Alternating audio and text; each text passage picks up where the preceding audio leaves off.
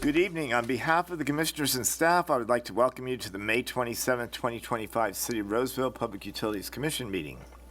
This 7-member commission is responsible for studying and advising the City Council regarding all utilities owned or operated by the city, including electric, water, wastewater, and solid waste. The Public Utilities Commission advises the City Council regarding planning, rates, public information, cable television franchises, and other matters relating to such enterprises, and may also hear citizen complaints as to operation or rates. The Public Utilities Commission also advises the City Council regarding the activities of such joint powers agencies as the city may be a member of or which relate to such utility enterprises. At this time, I would like to ask that everyone please put your electronic devices on silent. All right. Commissioner Maish, would you, I'm sorry, roll call. Pam, please call the roll. Commissioner DeLacy? Here. Commissioner DeMarkey? Here. Commissioner Knox is absent. Commissioner Maish? Here. Commissioner Springer? Here. Commissioner Webb is also absent, and Chair Bilski. Here. Okay, thank you. All right. Commissioner Maish, would you please lead us in the Pledge of Allegiance? I'd be happy. I pledge allegiance To the flag of the United States of America and to the republic for which it stands, one nation, under God, indivisible, with liberty and justice for all. Thank you. Okay, item 4 on the agenda is public comments. This item is for anyone who would like to address the commission on any item that is not on tonight's agenda. When addressing the commission, please state your first and last name for the record. Anyone? All right. Approval of minutes. Item 5.1 is the approval of the April 22nd meeting minutes. Do any commissioners have any suggested corrections or clarifications to the minutes at this time? Nope. Is there anyone? Oh, I'm sorry. approval? No. Is there anyone from the public who would like to come forward and address the commission on this item? Would anyone like to make a motion to approve the minutes? Make a motion to approve. One second. It's been moved and seconded. All those in favor say aye. Aye. Aye. Any opposed or abstentions? Okay, good. Next on the agenda is requests and presentations. Item 5.2, Roseville Electric Utility Monthly Update, report by our Chief Operating Officer, Sean Matcham, summarizing the monthly status of the electric utility activities for information. Yes, good evening, Chair Bilski and members of the Commission. Sean Matcham, your Chief Operating Officer for Roseville Electric Utility. I have a brief presentation tonight. I know we have a couple other things on the agenda here. Few things noteworthy for the electric department, and I will try not to repeat myself as I go through this. First thing is summer preparedness for us as an electric utility. And so this time of year for us is the time of year that we really start to look ahead for the warm weather for the summer and move into our summer preparedness mode. For us, that means a lot of important things as we look at our internal processes, our assets, our generation and transmission. So as we get into this time of year, we really typically avoid any meaningful maintenance. This is the time of year, in the last couple months, is really the time of year that we focus on final maintenance activities to make sure that the entire fleet is in order for the summer.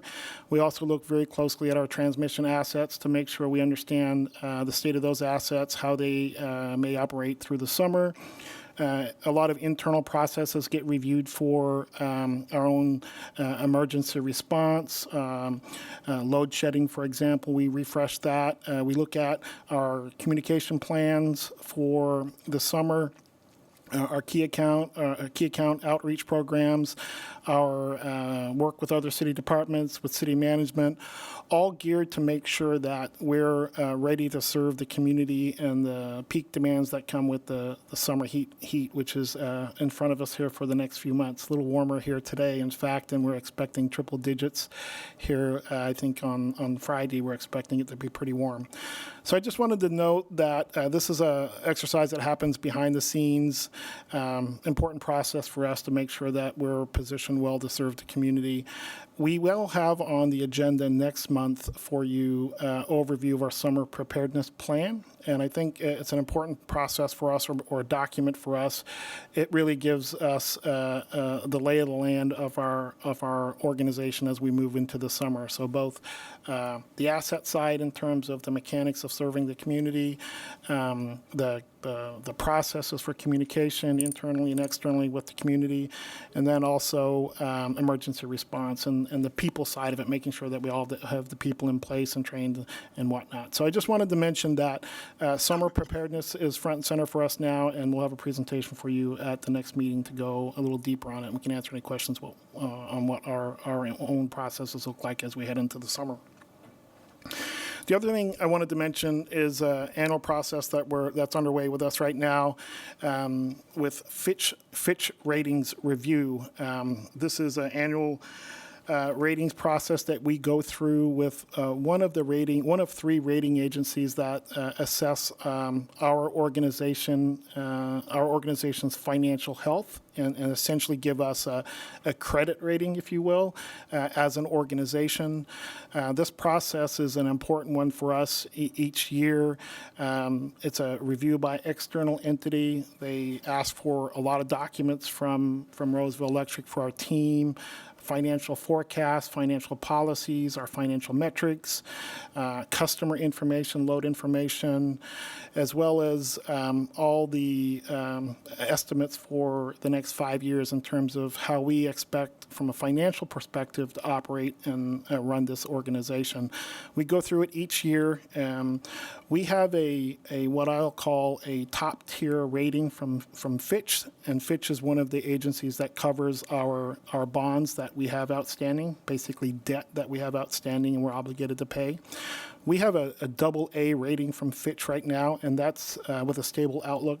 That's what I'll call top tier rating, and that's very important for us because it allows us to maintain low cost to access capital, and also it minimizes our cost to trade with counterparties for electricity and natural gas, and we're in the market all the time.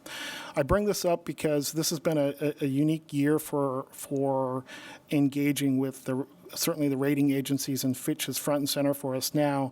The LA fires that happened earlier this year has really put the electric utilities in the spotlight in terms of understanding risk for electric utilities. And so we're going through this ratings review right now, but it started several months ago following the LA fires when the rating agencies, in particular Fitch for us, got very proactive and wanted to come out and sit down with us and talk with us about how this organization is positioned to address a risk associated with wildfire in that particular item. But it led to a really meaningful discussion with Fitch and our team about the financial health and outlook of our organization. And so we're excited to continue this discussion with Fitch. We're providing data to them. A lot of documentation gets sent along the way. And then we typically get a chance to sit down again with them and explain to them how our organization is positioned financially and tell the story for what our financial metrics and numbers mean going forward. So you'll hear from some of the team here tonight that will present on the budget. That's a big part of that. But we're wrapping that process up, and certainly we'll come back and report on any meaningful items to the commission that comes out of our current ratings review. But hoping to maintain that high rating, that stable outlook, and it's particularly relevant for us this time as we are looking at going out to issuing additional debt for one of our more meaningful capital projects, as well as some other things, and you may hear about that a little later this evening. So we have about $90 million outstanding in debt right now. We'll plan to go out and get a little more here based on some of the capital programs capital projects we have in front of us. So the findings and outlook and the results from our ratings review is going to be very important for us. Helps us manage costs and keep rates down. The last thing I wanted to mention is an item that's a pretty significant capital project that we're undertaking right now. Dan touched on this at the last meeting, and I think I mentioned this earlier in the year before we went to council. But at the beginning of April, we ended up entering into a series of agreements with the California Department of Water Resources, as well as awarding an engineering, procurement, and construction, or EPC contract to what we call repower our Roseville Power Plant number 2. Repower just simply means we're going to take all the old equipment out and put new equipment in, make it better, make it cleaner, make it more reliable. That was a pretty significant milestone for us to reach an agreement with DWR. It will standardize our part of our fleet out at our PP2, similar to the units at the Roseville Energy Park. Makes a lot of business sense for us. And so we were certainly glad to bring that forward to the council. We're excited that they approved that. That was about a $50 million project after all was said and done. And so I just wanted to note that work is underway for that project. We did all the kind of long-term procurement of equipment is already underway. We're beginning the initial civil and engineering design to do that project. And in fact, we had a site visit. As a reminder, I should back up. As a reminder, this involves relocating 2 generating units that are in Yuba City on a Calpine site that are owned by DWR, moving them to Roseville and doing the construction work here in Roseville. So one of the more meaningful milestones we had on the horizon was to get out there and do a site visit at the Calpine site and get a firsthand look at the equipment. The equipment is identical as the units that we have out at Roseville Energy Park, so we certainly understand what we're getting.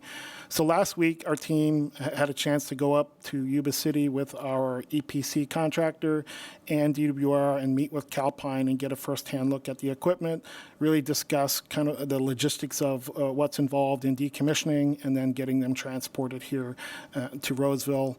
And as I mentioned, a lot of the early engineering and procurement work is underway now. The plan of attack, as a reminder for this, is beginning October 1, providing that temperatures are down and loads are down. Decommissioning will occur at the Calpine site to take those units down and prepare them for transport here. And we will importantly begin decommissioning Roseville Power Plant number 2 here and have everything back in order by June 1 of 2026. And so an aggressive schedule, very important for us to get those resources back online before next summer. So the strategy here is we get through the summer when these peakers wouldn't necessarily be needed, and decommission them, reinstall the new ones, and be ready to go again here in June. A lot of work on the engineering, again, the procurement side. Also, a lot of work on the compliance side to make sure we're doing everything we need to do with the relevant regulatory agencies, the California Energy Commission, the local air pollution control district. And so anyway, I just want to report work is underway, going well, no meaningful impediments, certainly at this point, even though it's been just a couple months in. But October will show up sooner than later, and we're ready to install some new assets at our older Roseville Power Plant number 2, which are 40 years old. I'll answer the question, yeah. So remind me, is this an increase in total generation capacity, or is it a one-for-one swap? It will start as 1-for-1 on the initial installation for the first summer, but then will provide us with the ability to increase capacity to Roseville. So right now, Roseville Power Plant number 2, it's rated for 49 megawatts. We can get about 49 megawatts out of it during the summer. It gets derated a little from that depending on the ambient temperatures. But the new assets that are coming in have the ability to get us to just under 62, 63 megawatts total output. With some additions, natural gas compression and evaporative cooling that we will be adding to those sites. So, yes, Commissioner, at the end of the day, once all is done, it will be a net increase of 12, 13 megawatts for that site in total. And I'll just mention the same thing will happen at Roseville at our peak units at Roseville Power Plant number, or REP. Sorry for all the acronyms here. But we will be looking to extract additional capacity out of the units that we already own. We recently took from DWR as well in that same capacity number. So backing up, total available from both units, probably more like 100 megawatts, give or take a little. We'll look to get probably 125 out of them after everything is installed, all the equipment's put on. So 25% increase from the install nameplate. Is this, when you bring these units down, does it include turbines, boilers, generators? Yeah, everything's coming down. So turbine, they're on trailers. So these are what they call TM 2500s. They're GE units. So they'll have the turbine, the generator, and importantly for these items, they'll have all the air emissions equipment on them. So the selective catalytic. How old are they? How old is this? They're the same age as the units that we have located at our REP. So they're basically 3.5 years old. Okay. Yeah, They're and relatively new. yeah, relatively new, and maybe more important than the years, they have limited hours of operation on them. They've only been run during energy emergencies that the state has declared over the last 3.5, 4 years. And so we know from our units how much they've run from energy emergency response. And I don't want to be cavalier, but it's a handful of hours. They're just very limited hours here on a few days. And so they have the same operating history as our units. They're identical technology. They'll come with the air emissions controls on them as well, which doesn't exist out at Roseville Power Plant number 2. So we'll actually make it clean, get more and make it cleaner as we move forward with this project. So everything will be shipped down here. They will be transported. The units themselves are on trailers, and everything else will be brought down here on lowboy. Why were they being sold? Why are they getting rid of the power? Yeah, it really relates to the dynamics and the relationship and the need for the site that Calpine has for the site at Yuba City. And so Calpine, just like we did 3.5, 4 years ago, made the site available for the emergency location of those resources. Calpine has had longer-term plans for that site and have invested capital to develop other assets there. And so that has put the availability of that site for DWR long-term availability, in question. And so DWR is known for some time that they were facing kind of a cliff in terms of having to move the site. And so back maybe a year and a half ago, DWR issued a request for information, knowing they had to move the sites and solicited interest from interested parties in our industry. We made a proposal, we responded to that, and ultimately bubbled to the top as the primary respondent to locate the resources. So they had limited, they knew they were going to be there for a limited time. Okay, any other questions from commissioners? Okay. Is there anyone from the public who would like to come forward and address the commission on this item at this time? Okay, no. All right, thank you, Sean. Yeah, sure. All right. Item 5.3, Roseville Electric Legislative Regulatory Update, presentation by Roseville Electric Legislative Regulatory Manager Amber Blix, summarizing key energy-related legislation and regulations for information.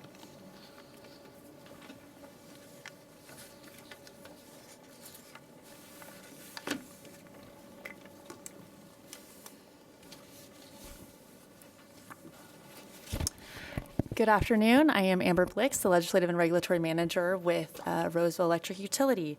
I wanted to start by giving a quick overview of the legislative calendar and where we are kind of in the legislative process, with the most recent past deadline of May 23rd, which was the fiscal committee deadline for House of Origin bills. So this is where we saw a lot of bills basically lose life in terms of their extended life in terms of moving forward in the legislature. And then we also saw some bills come forward and they'll be going to the floor, with June 6th being the last day for each house to pass House of Origin bills.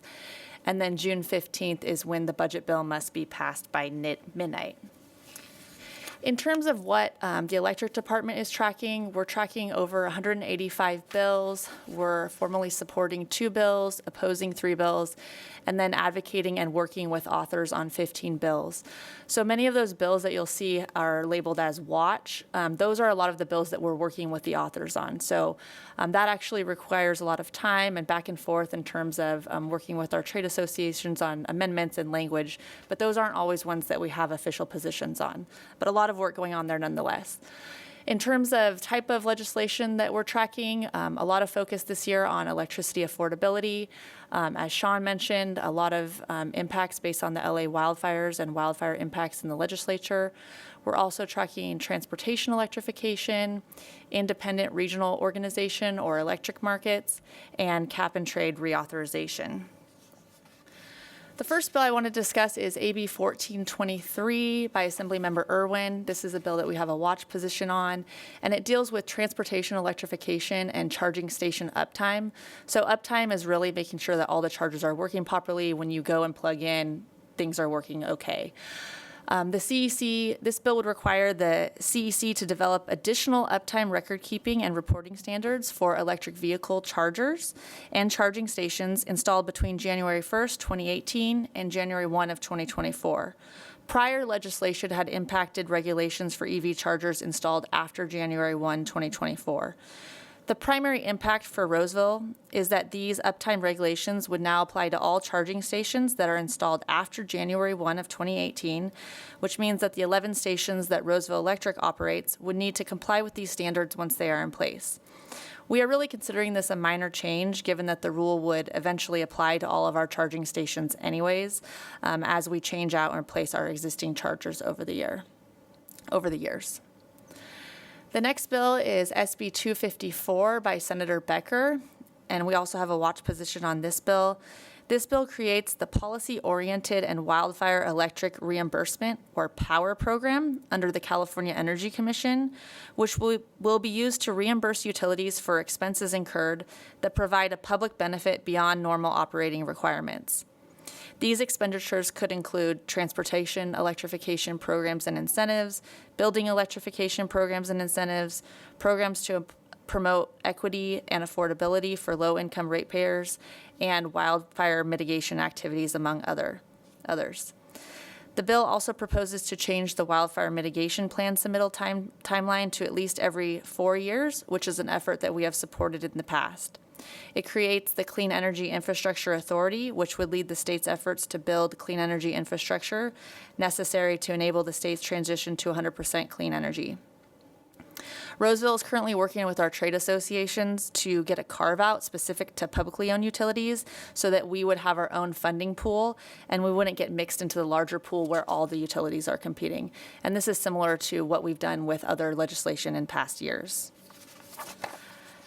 The next bill, SB 283 by Senator Laird, deals with energy storage systems. This bill would require new energy storage facilities to certify that the project has been designated in accordance with the National Fire Protection Association 855 standards, and that the applicant for a project has met and conferred with the local fire department prior to project approval. This bill would also authorize a state or local entity to approve the construction of an energy storage facility with over 600 kilowatt hours of storage capacity only if it is located in a non-combustible dedicated use building or is in a remote outdoor installation. The genesis for this bill is really a tragedy that happened earlier in the year down in the Moss Landing area. Folks may have seen that on the news. We are watching this and are just concerned that some of the size requirements in this bill remain overly restrictive, which will make it difficult to build energy storage facilities, which the state has mandated for us to get to our clean energy goals. So we're really trying to work with the author's office to get this done in a safe manner, but also recognize the energy goals that we have ahead of us. So we're looking really at that 600 kilowatt hour size limitation as being an impediment to potentially building larger projects in the future. And that's something that we will be working on going forward. The next bill, SB 318, this bill would have created the Clean Air Permitting Modernization Act. to make changes to the Clean Air Act permitting process for local air districts and CARB to expand the scope of lower and zero emission alternatives. It would have made Title V permit renewal process require a technical feasibility analysis and best available retrofit control technology that's identified in the feasibility analysis. The bill would have also given the California Air Resources Board, or CARB, the authority, where it does not have it now, to veto Title V permits that are currently submitted to the U.S. EPA for approval. So Roseville had significant concerns with this bill, given the impact that it may have on our Roseville Energy Park in the future. We already go through various agencies for permitting processes and use best available control technology.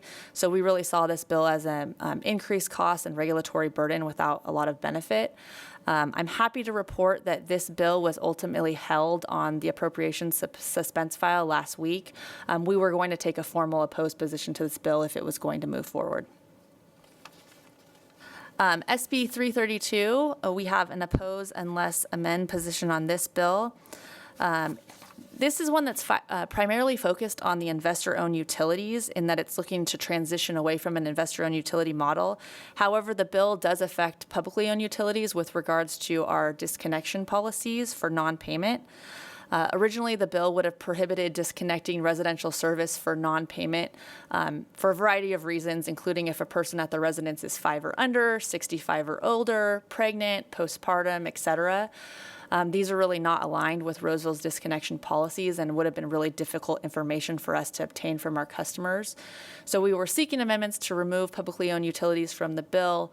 What the author came back with is requiring us to provide a lot of stats and facts quarterly about our disconnection policies regarding how many people are terminated, when they're reconnected, how many arrears we have, lots of facts that we would have to have our staff update quarterly on our website.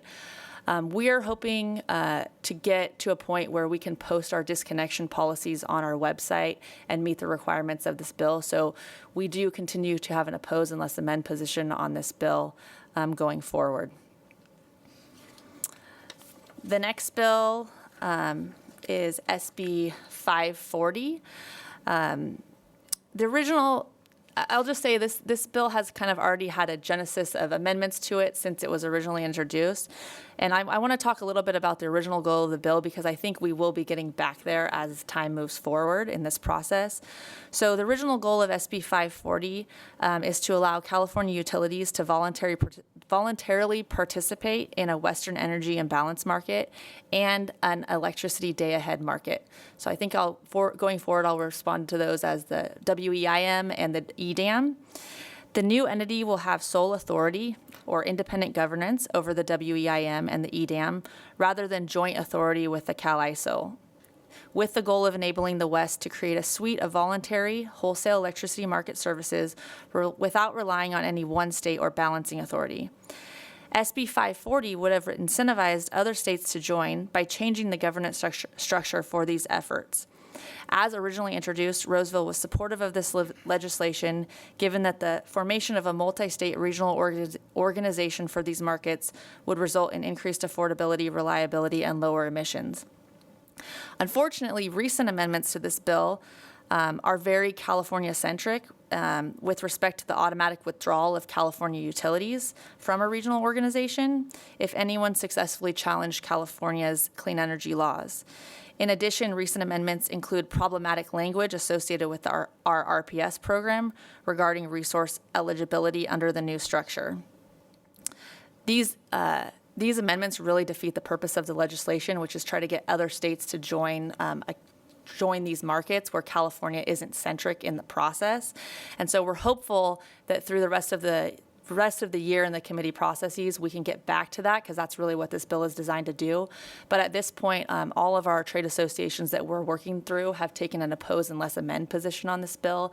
And really, as it stands, it's really currently not useful for what it's designed to do. So we're hoping that as it gets over to the second house, we can have more talks and amendments to get it back to a better place. The following bill, SB 541, is also a Becker bill that we oppose. This bill would have the CEC allocate the amount of load shifting needed to reach a CEC established goal. The amount of load shifting allocated to each retail seller would be based on load shifting potential and relative share of statewide load. By July of 2028, the CEC, the California Energy Commission, would publish the amount of load shifting that each retail supplier, like Roseville, achieved in the prior year and expectations for future years. This is concerning for us because it would have the CEC dictate the amount of load shifting that publicly owned utilities would have to achieve. It really expands their authority in this space now. And so this is one that we're currently working with our trade associations to also oppose. Could you define load shifting? Yeah, it's moving energy to different times of the day, basically. So there's different ways you can do that with your customers, with small customers, large customers. There's different programs that you can do. It's really to get savings, for example, so that maybe you wouldn't have to build additional generation in the state between 4 and 9 p.m. where we see a lot of peak load, for example. If we could shift that load to other times of the day, that would help avoid that generation getting built up during those times. So that's what a lot of these authors are looking to do with this. But our concern is just really this limits our flexibility. Local control expands the CEC authority over what the utility can do in terms of our load shifting. The next bill, SB 593 on Hurtado, we also have a watch. This bill deals with voltage changes and consumer protection. This would require local governing boards to adopt a policy to protect consumers from voltage changes that damage customers' equipment and appliances. It would require a policy, including a claims process, to be posted online. The good news is Roseville already has a policy and a claims process online. However, we may need additional documentation to be formally approved by our governing board to meet the requirements of this bill. But in general, we meet the requirements already. And then one of the combined legislative and regulatory efforts that I wanted to briefly talk about is the California Cap and Trade Program, which by way of background sets a statewide limit on greenhouse gas emissions and establishes a price signal needed to drive long-term investment in cleaner fuels and more efficient use of energy. Utilities in general receive a free allocation of allowances with the requirement that the value of allowances be used to benefit ratepayers and achieve greenhouse gas emission reductions. Currently, the Cap and Trade Program only extends up until 2030, and so there's an extension that is needed to create certainty for the future of the program. Earlier in the year, I would say it was really unclear whether we would get legislation passed this year, but because of the state and federal dynamics, it's becoming more clear that there's likely going to be legislation on this topic this year. And reauthorization of the program post-2030 is likely to align with the 2045 timeframe, which is where a lot of the state's goals kind of end at this time. Roseville has been advocating in both the legislative and the regulatory space for continued utility allocation for compliance and consignment, and energy affordability has been a primary driver of our advocacy. In the legislature, the bills, which are essentially spot bills dealing with this topic right now, are AB 1207 and SB 840. But I will say in the governor's May revise, he also mentioned an extension of the Cap and Trade Program through 2045. And this could even be dealt with in something like a budget trailer bill. So we really look forward to reporting back to the committee on this when we come back in October to let you all know what happened in the legislative session on this. And then just briefly touching on a quick federal item, the Circuit Act, which we support, Senate Bill 448. It's the Credit Incentives for Resilient Critical Utility Infrastructure and Transformers Act. This extends the Advanced Manufacturing Production Credit, 45X, to distribution transformers. And it's a credit to incentivize domestic production and manufacturing, which Roseville has been very active in supporting in terms of domestic electric grid component manufacturing of distribution transformers. And then the final slide, I just wanted to brief the commission that the city of Roseville recently did a federal advocacy trip with electric, environmental utilities, and several other departments. Electric staff coordinated a briefing with the Electricity Information Sharing and Analysis Center, which is the EISAC, and they're really focused on cyber and physical security sharing. And we were able to coordinate this meeting with our IT department and find a lot of collaboration where we can collaborate going forward on the EISAC involvement. And then in terms of meetings with congressional representatives, we were very focused on providing support for the power marketing administrations, particularly retaining the federal workforce at the Western Area Power Administration, or WAPA, which Roseville is directly connected to, and WAPA serves as our connection to the outside grid. So they're very fundamental to the power that we provide to our customers, and so we wanted to lend them support at the federal government during that trip. We also continued our support for tax-exempt municipal bonds. We had heard that this might be an issue coming up for elimination as part of the new tax-related legislation, but so far we have been successful at warding off those efforts. And with that, I'm happy to answer any questions that you all may have. Do any commissioners have questions, staff? Well done. I think while you were talking about SB 254, you mentioned the Clean Energy Infrastructure Authority to help the transition to 100% clean energy. So the state's still on this? Yes. And so, I ask because a couple of reasons. One, we're buying more natural gas powered, and how does that work? But the other was the collapse of the grid in Spain and Portugal. You know, I read a couple of things that suggested that it could have well happened because of a lack of inertia in the grid. You know, if everything's run on solar and batteries, you have zero time to respond to changes, whereas currently we've got so much rotating mass, we get about 5 minutes. You know, every 5 minutes they make adjustments. The 5 minutes when you lose the inertia, there's no rotating mass, you get about a second. And the grid collapsed, you know. So, you know, is there any chance that the state of California legislature is going to go, maybe this isn't the right thing to do? You want me to start, or Amber? Sure. I'll bite on it. So I think what you read, and I think what you're representing here, is some of the same things that we became aware of, is that ability to have rotating mass, lack of that on the system, contributed to that. With regard to California, I think, I think many of the state agencies, particularly the CEC, despite what are the carbon-free and clean energy goals that are set for California, particularly for 2045, I think it's fair to say many of the regulatory agencies recognize the importance of the existing gas fleet to make that happen. And so certainly the California Energy Commission, I think, in some of their discussions with us and speaking to some of the municipal forums, will tell you 80% of the existing gas fleet is going to be needed for the foreseeable future to accomplish exactly, or to address the concerns that I think you mentioned, and that's just talking, even beyond up until 2045. You mentioned our investments in natural gas plants, and I'll say beyond 2045, we don't know what the technology and portfolio needs to look like, and so that's 20 years from now.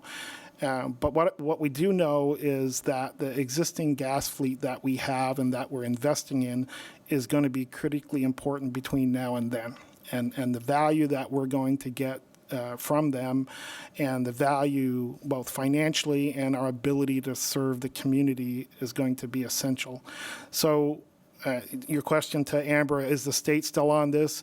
Yes, and we haven't seen any of them letting up on the accelerator at all. But I think it's fair to say it's unclear what the resource technology is going to look like in 2045.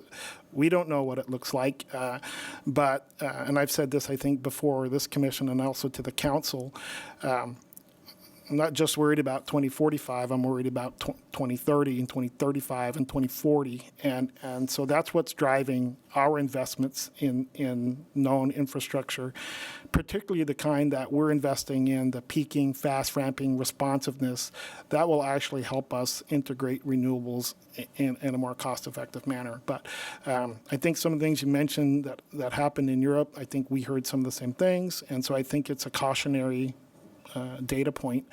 But the state is still going forward with 2045, carbon-free. And It sounds like the state's of two minds. The professional staff recognize the need for gas, yeah, and the legislature wants to be 100% right. not using gas. Yeah, I will add, and this is not to be cavalier, the state of California has been the biggest investor in natural gas power plants in the last 5-10 years in California, and the emergency, the strategic reserve, and it's transitioning now, but when 3.5-4 years ago, when there were grid concerns, and there still are, I think, generally grid concerns, there was natural gas, fast peaking, efficient, clean units installed. And so I think they're here certainly through 2045. And then I think beyond that, I don't know what the technology is going to look like, but I think we've got a long ways to get there.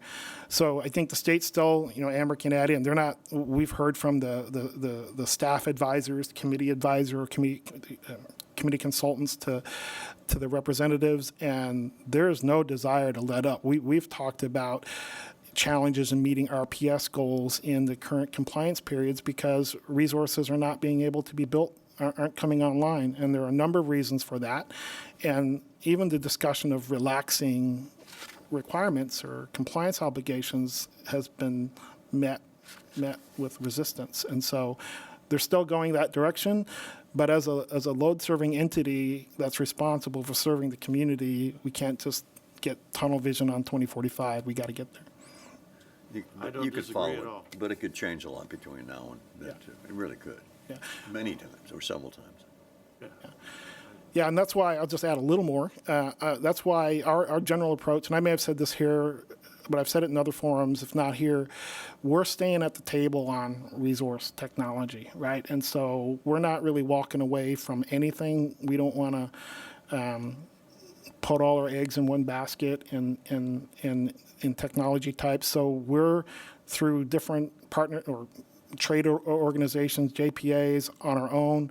We're looking at battery storage. We're looking at solar. We're looking at carbon sequestration. We're looking at repowering natural gas power plants to make them more efficient and responsive. And, if we can get more hydro along the way, geothermal we're looking at, and we have. So we're keeping the portfolio, the table open for bringing resources, but I'll just go back to 2045. There's a lot between now and 2045, and we have a growing community. We're a hub for the region for economic development and business attraction and residential development. We just need to be cautious on how we move forward. Thank you.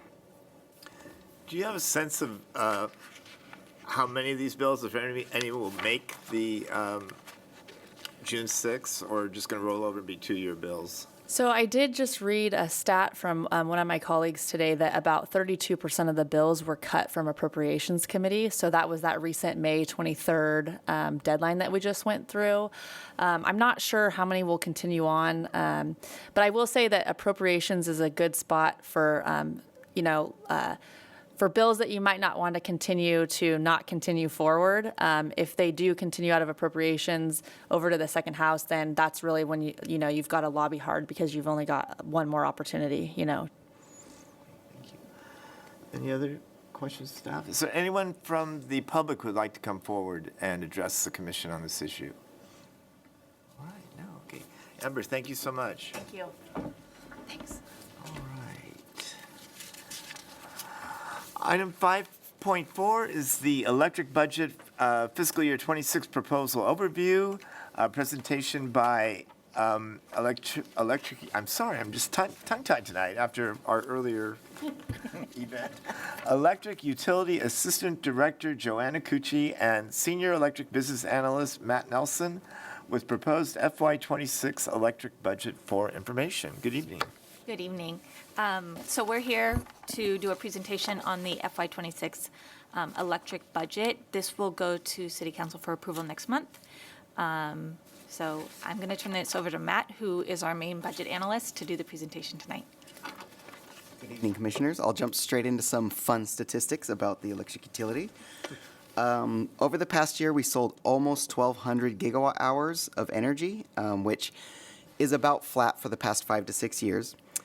We just crossed over 1,000 miles of power lines maintained, which most of it's underground. About 10% is overhead. The typical residential customer sees about a 19 cents per kilowatt hour on their bill. And our customers also see 0.2 outages per customer per year. That works out to about once every 5 years. And as you're probably aware, that is very rare and usually short-lived when we have an outage in the city of Roseville. Going to what kind of constructed the budget. So we developed it in alignment with the City Council's strategic plan, focusing heavily on the two goals that are fiscal responsibility and invest in well-planned infrastructure. Lots of talk about our capital plans and capital investments, so that's definitely speaking to that. It positions the electric department to deliver on its mission, which is to support and serve our community, delivering exceptional reliability, customer service, and advocacy. And also, the entire FY26 budget maintains compliance with financial policies and metrics. So overall, this budget contains all of this slide. So the electric operations, which is basically everything we do daily, from maintaining the system and power plants to all of our back office and management teams. And we have large capital investments in FY26. Sean highlighted a lot of that earlier. I'll have another slide on it. We also pay the franchise fee, which is 4% of budget, to the city. We also fund the city streetlights and traffic signals. And then we also have a 50% share of customer care, which is our utility billing and customer service, 50% of the utility exploration center, and then electric's share of city IT, central services, and support services provided by the city's other departments. So for the big table, we'll kind of start by looking at the far left column, which is the proposed FY25 current year budget, and kind of where we expect FY25 to end before we look at 26. So the first line being energy sales, up a little bit from budget, mainly due to a hot summer of 2024 that generated extra revenue more than anticipated. Our other revenue is up mainly because we had a generator fail at REP back in November of 24. And so we had an advance payment because it's covered by insurance. So that hits that other revenue line for $13 million. And going into operating expenses, again, that is up mainly because of the cost to repair that generator. We incur the cost even though we're getting reimbursed through insurance. Jumping into non-operating revenue is up. This is in relation to the RPP2 repower effort.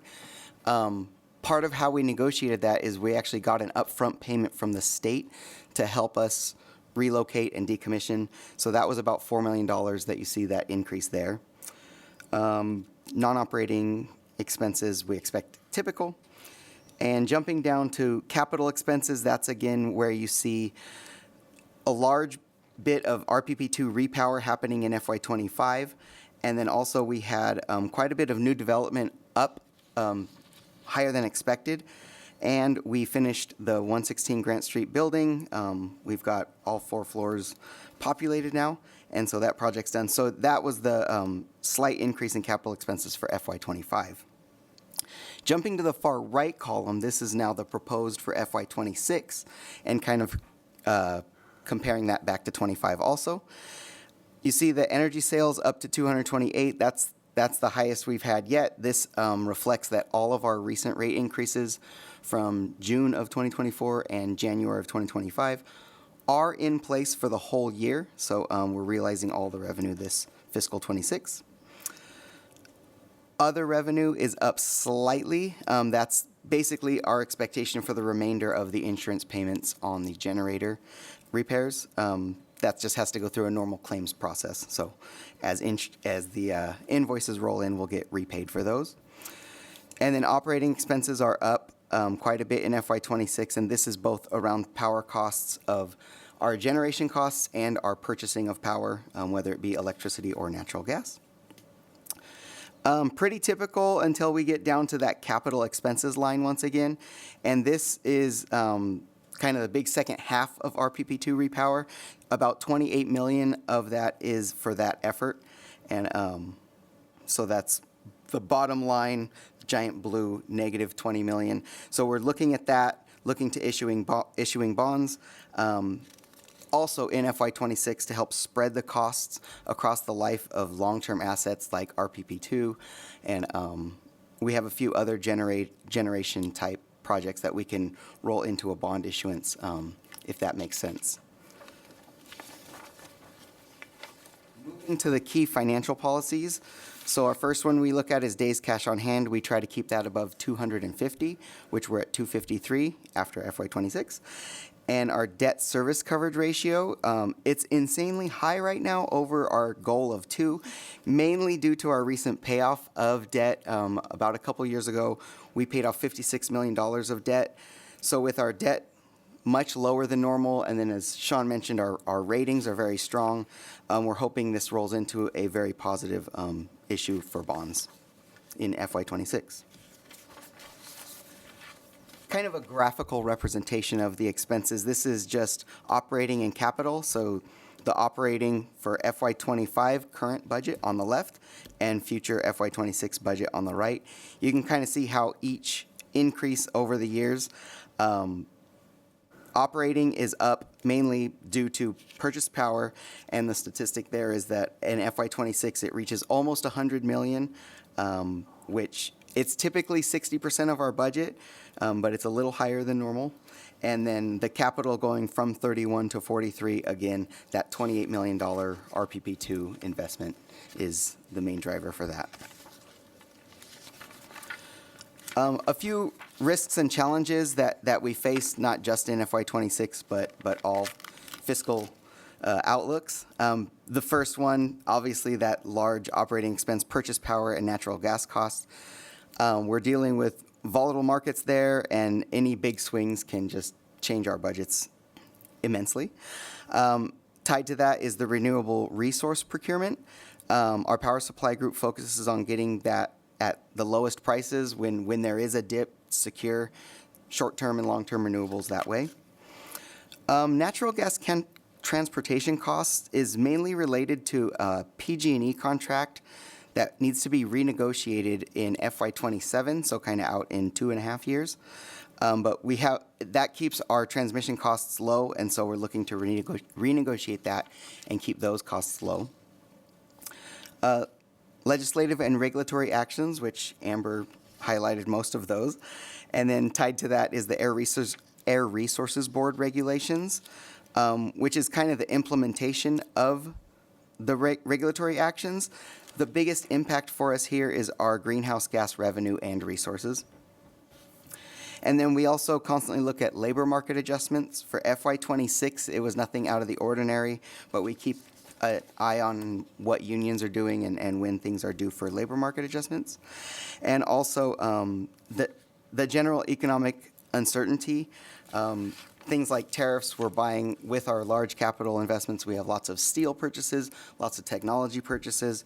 These are coming from overseas, and so we set a budget that we think, and hopefully the prices stay low for us. This slide is specifically for CIPs, kind of both ongoing and into the next 5 to 7 years. So again, overall cost for RPP2 repower is about $45 million.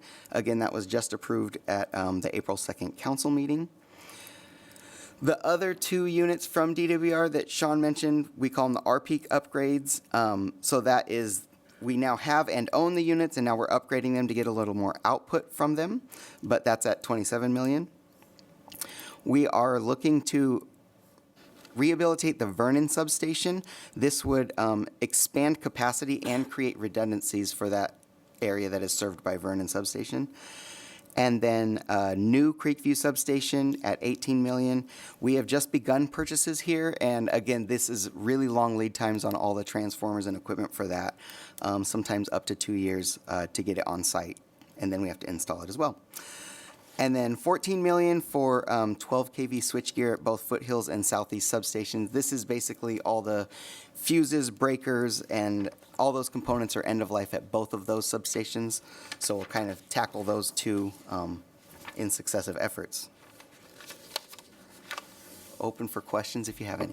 Any questions from commissioners? What is the latest on the transformers? I know at one point we were stuck where we could only buy certain ones. Has that changed? For the, I think you've heard a lot about distribution level transformers. Those are the pad mounted ones for residential new construction, those green boxes you see.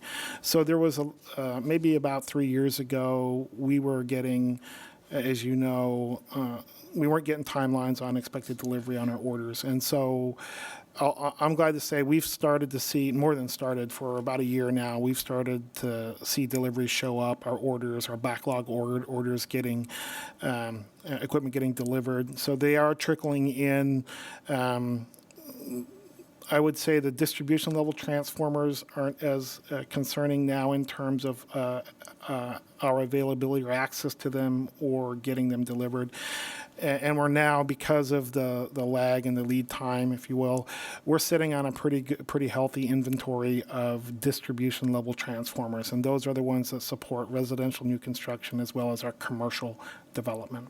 Some of the kind of transformers maybe Matt is talking about here are at that substation level ones. So instead of being in the neighborhood next to the sidewalk, these are the ones in any of our 18 substations. So those still have meaningful delays. Several, as he mentioned, several years and then year to install. So we're still seeing those.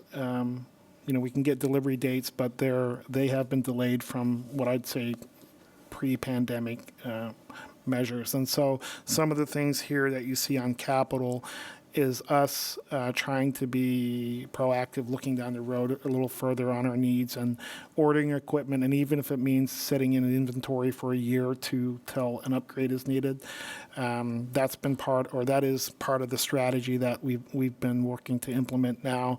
Pretty meaningful discussions amongst the executive team about doing that so that we ensure that the electric department is not a pinch point for any needs for industrial customer development or substation or any expansion. So I will kind of delineate the pad mount stuff. I think we're in good spot, in good place now.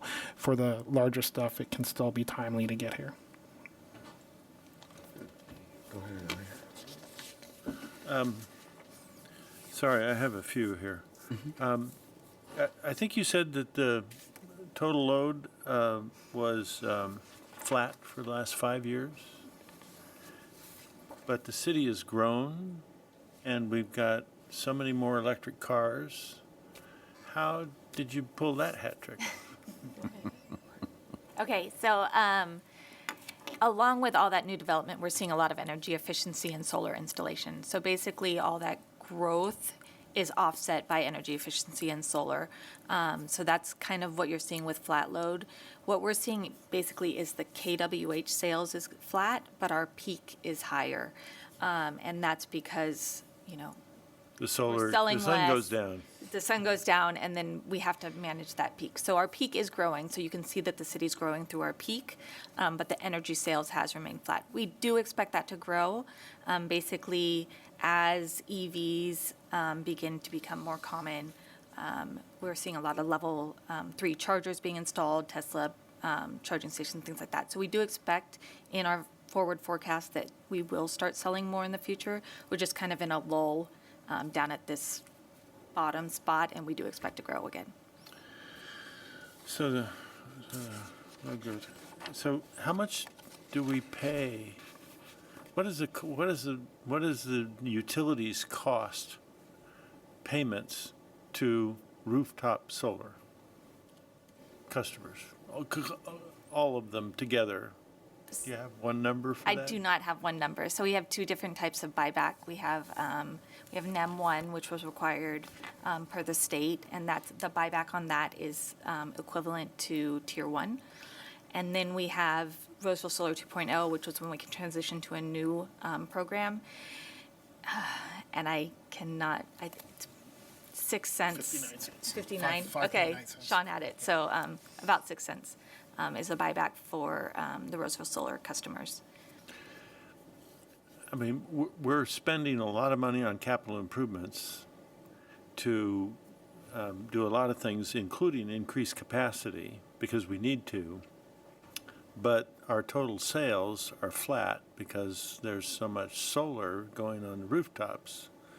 And so who's paying for the increased capacity?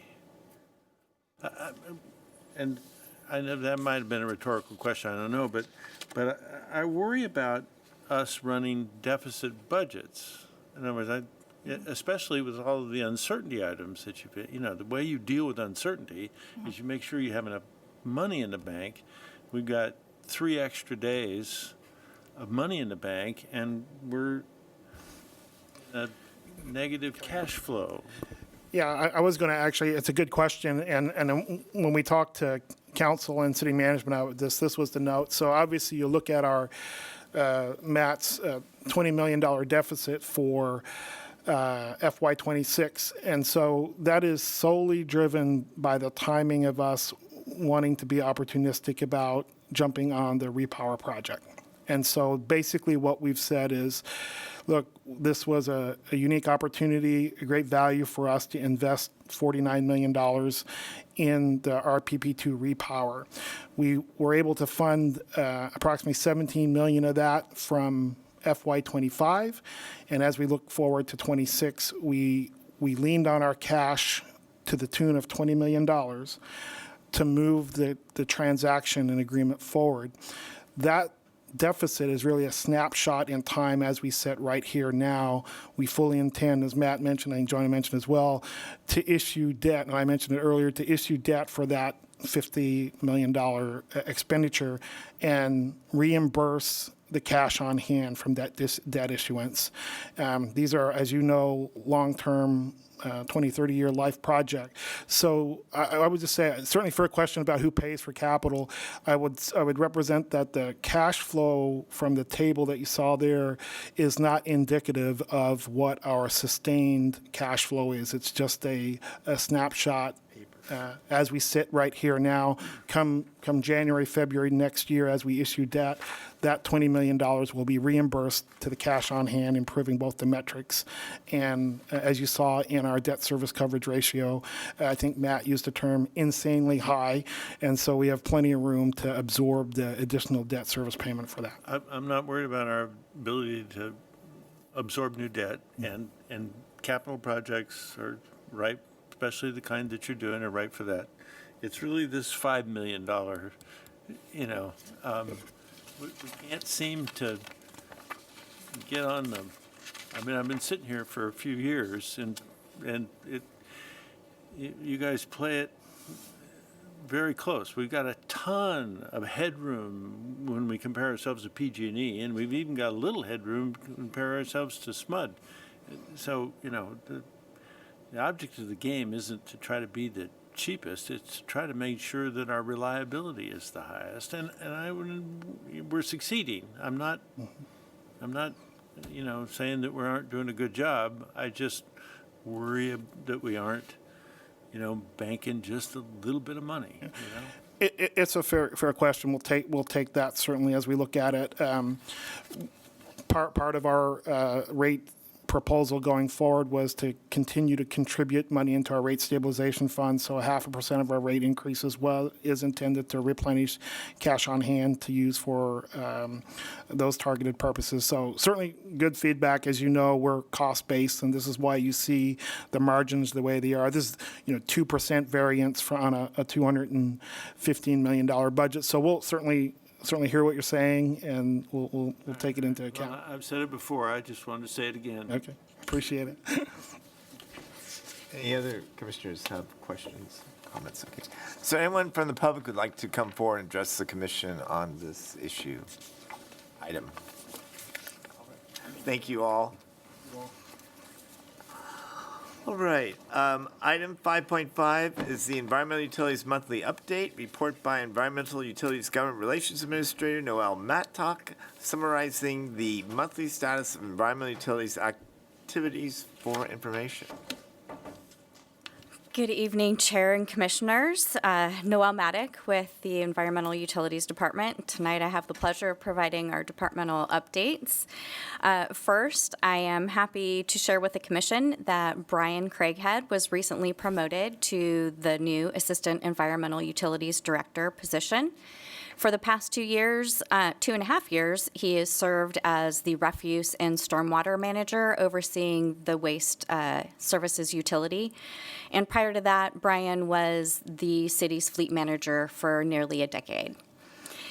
Next, for our waste services team, we would like to remind everyone that EU's last spring cleanup event is this coming Saturday, May 31st, from 8 to 2 p.m. at Bridgeway Church, which is located at 8150 Industrial Avenue. This event is for household items and light yard cleanup only. Some electronic waste can be dropped off. Items that are not accepted can be taken to the recovery facility. And for more details on what is allowed and not allowed, you can go to Roseville's website and search in the search bar neighborhood cleanup events for all of the details. From our water efficiency team, on Saturday, May 17th, the water efficiency team hosted the annual Mulch Mayhem event that attracted more than 200 participants. It is a collaborative effort among 5 local agencies that are serving the Sacramento and Placer counties. It includes the City of Roseville, Placer County Water Agency, Carmichael Water District, Sacramento Suburban Water District, and the City of Sacramento. PCWA also hosted San Juan and the City of Lincoln at their location as well. This is actually the 8th year that we've participated, and it's really turned into a highly anticipated event by our residents, and we often receive great feedback about it for our community spirit and the focus on sustainable landscaping practices. From our engineering team, we wanted to provide you with some information on our Church Street project, which has been getting a lot of attention as it affects the traffic. It's the Church Street, Atkins, and the surrounding areas that have really been affected. This project is part of a broader wastewater utility effort to rehabilitate our older sewer mains within the system. Some of these pipes are approximately 80 years old. And in an attempt to minimize the impacts on traffic, we have scheduled work to begin later in the day to minimize that impact on the morning commute times. And as always, with the older part of town and aging infrastructure, we have encountered some unforeseen issues during construction. However, we are still aiming to complete the project by late July or early August. And, one last, real quick, just a heads up for next month's PUC meeting. The environmental utilities will be sharing with you updates on our solid waste impact fees and our non-exclusive franchise hauler fees. All right. Any questions or comments from commissioners? All right. Is there anyone from the public who would like to come forward and address the commission on this item? Well, don't go anywhere, Noel, because you are going to give us the Environmental Utilities Legislative Regulatory Update. This is item 5.6. Presentation by Environmental Utilities Government Relations Administrator Noel Mattock, summarizing key legislation and regulations pertaining to the water, wastewater, and waste services utilities for information.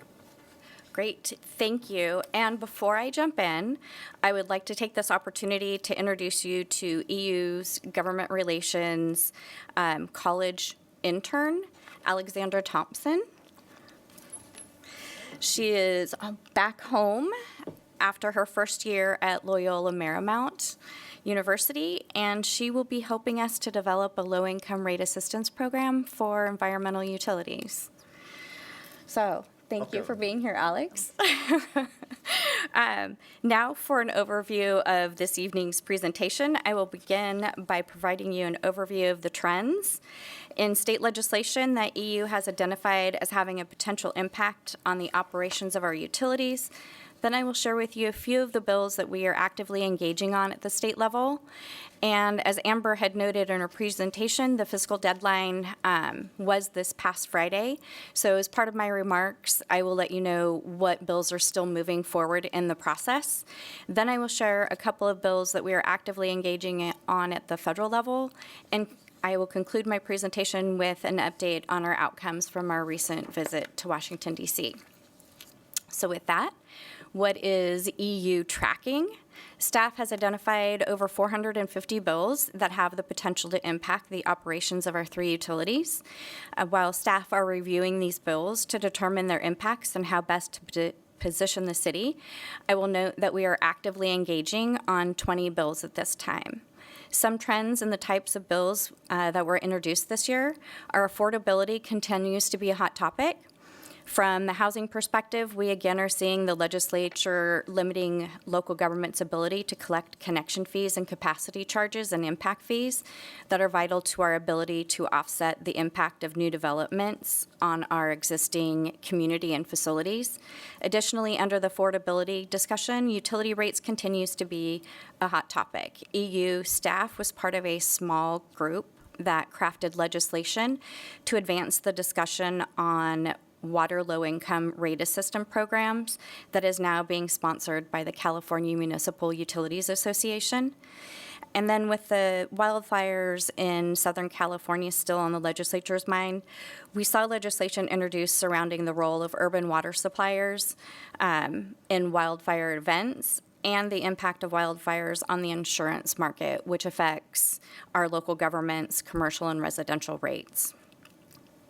Extended producer responsibility continues to be discussed and introduced, which places the responsibility on the manufacturers for developing appropriate end of useful life disposal pathways for their products. And then source control measures to prohibit the use of certain chemicals like PFAS, that I talk about constantly, from being used and allowed to continue to impact our environment. Moving on to specific bills, this evening I'll be covering 8 of the bills that we are actively engaging on at the state level. The first bill I will cover is AB 532, which is being sponsored by CMUA and is the water industry's effort to make progress on our decades-long discussion on water rate assistance. This is a measure that staff actually helped to craft, and there are 2 components to the bill.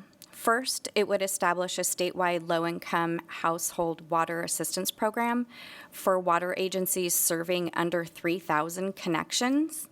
And a second part of it, it provides express authority to larger water suppliers to create a local rate assistance program in a manner that best meets the needs of our community. On Friday, this measure made it out of the Appropriations Committee.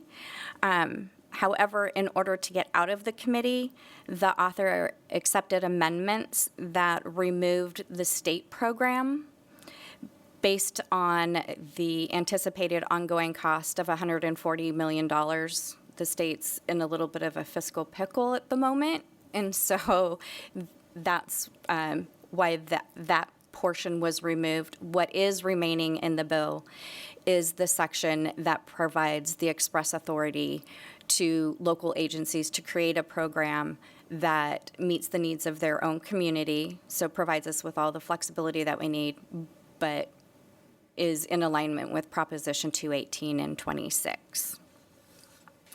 The next bill is AB 874. It is one of several of the measures introduced this year aimed at making housing more affordable by reducing the fees local agencies can charge to offset the impact of new development on our existing residents and infrastructure. AB 874 would prohibit Roseville from charging impact fees and connection charges and capacity charges on housing projects that set aside 49% of its homes for low-income residents for at least 55 years. This bill actually failed the policy deadline is now considered to be a 2-year bill. It can be taken up in January of 2026 again. The next measure Roseville is supporting is SB 31, which proposes updates to the California Water Code to align the uses of recycled water with modern technologies and practices. As a result, it will expand the safe use of recycled water. This measure is being sponsored by the Water Reuse Association, and staff participated in the working group that developed this legislation. Staff believes it will benefit Roseville by making it easier to comply with regulations surrounding the use of our recycled water. For one example that it would improve, currently recycled water can't be used near food prep. This includes areas in parks, so you can't use the recycled water around the picnic areas. The updates would now allow for that based upon the new technologies and requirements while remaining protective of public health. So this measure made it out of the Appropriations Committee. The next bill is a counter to the water industry's low-income rate assistance bill, which is SB 350.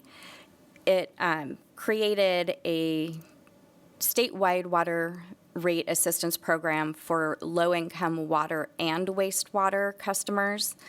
It is a revamp of SB 222 from 2022. We had an oppose unless amended on that bill.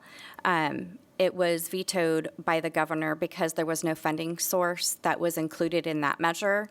This year, we are again taking an oppose unless amended position on the bill. As currently drafted, staff had a number of concerns regarding the potential costs for our local agencies to implement the program, the enforcement by the Attorney General, and not to mention there was still no funding source associated with the legislation. Last week, we ended up having amazing negotiations with the sponsors and authors that led to language that was going to be amended into the bill that would have removed much of our remaining concerns with some assurances on how they were going to look for a funding source. Fortunately, the bill was held in the Appropriations Committee, but the language that we negotiated was not amended in, so we're a little afraid that we're going to have these negotiations because we do anticipate this measure coming back again. The next measure in support of our employees and contractors, Roseville is supporting SB 431. This bill expands current law by extending enhanced fines and penalties for assault and battery against utility employees, utility contractors, and essential infrastructure workers engaged in their work. Currently, these enhanced penalties apply to a number of professionals like highway workers, peace officers, firefighters, code enforcement, animal control. This measure just will simply add our electric, water, waste management, wastewater, and transportation employees along with our contractors that are engaged in the essential infrastructure work to receive those same protections. We're really viewing this as hopefully a measure that serves as a deterrent for the threats. Our employees are out there on the front lines ensuring that we are providing efficient and great customer service for our community. So this bill made it out of the Appropriations Committee. The next bill is SB 496, which would create the Advanced Clean Fleets Regulations Appeals Advisory Committee to review denied exemption and extension requests under the Advanced Clean Fleet rules. It also expands the definition of emergency response vehicles to include those used by disaster service workers or that support emergency efforts. This measure in part stemmed from the recent wildfires, where nearly every vehicle in an agency's fleet was needed to respond. It is being co-sponsored by Cal Cities, the California State Association of Counties, and California Special Districts Association. Unfortunately, this bill was held in the Appropriations Committee due to the anticipated ongoing costs. The last two state bills I will be covering this evening are SB 501 and SB 682. We are supporting SB 501, which would establish an extended producer responsibility or stewardship program for the collection, transportation, recycling, and the safe and proper management of products containing household hazardous waste with an effective date of June 1st of 2028. The covered products include, but aren't limited to, pesticides, aerosols, oxidizers, adhesives, degreasers, solvents, automotive products, and compressed gas and lithium batteries. This measure was actually held in appropriations, but we do anticipate it coming back as negotiations are ongoing on the measure. The last bill is SB 682, which beginning on January 1st, 2027, would prohibit the distribution or sale of consumer products containing intentionally added per and polyfluoral alkyl substances. So beginning in 2027, it would prohibit the use of PFAS in cleaning products, cookware, dental floss, juvenile products, and food packaging and ski waxes. In 2035, any consumer product containing intentionally added PFAS, and then in 2040, textiles for personal protective equipment, refrigerant, solvents, and propellants. This bill does exempt certain products, including those where federal law preempts our state authority, such as prescription drugs, medical devices, and food.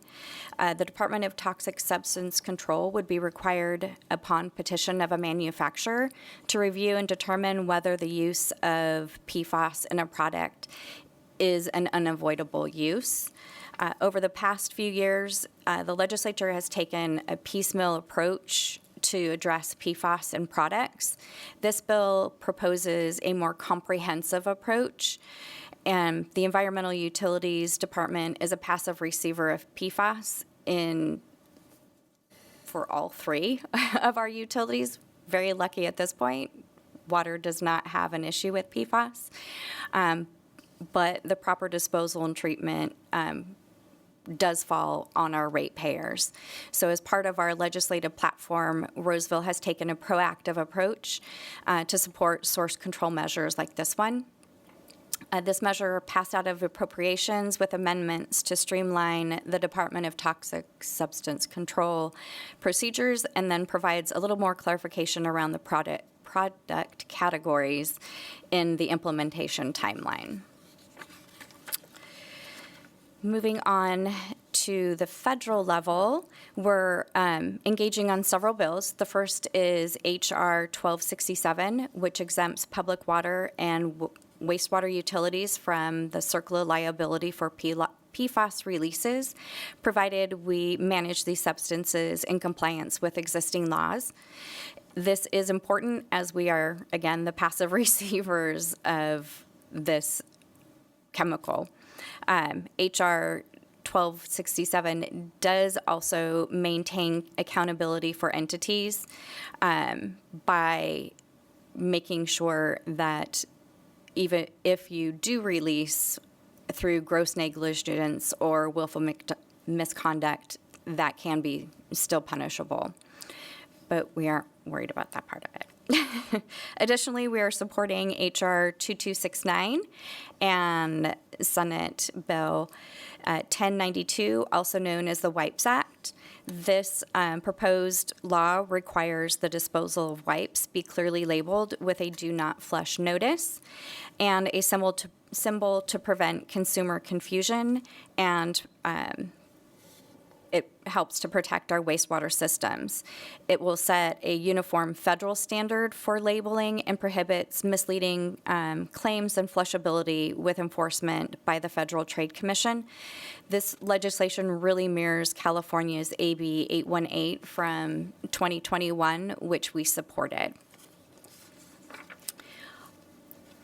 This year, the Environmental Utilities Department submitted our joint project with the Placer County Water Agency for a raw water conveyance project for a congressionally directed spending request. This project provides a backup intake further up on the American River, thereby reducing our reliance on the single intake at the Folsom Lake Reservoir during times of drought, maintenance, or emergencies. We submitted a request for a little over $2 million to initiate the first increment of work. That includes environmental design work. We have chosen to seek this funding through the Environmental Infrastructure Program through the Army Corps because it provides a 75-25 federal local cost sharing split, thereby reducing the overall costs for our ratepayers.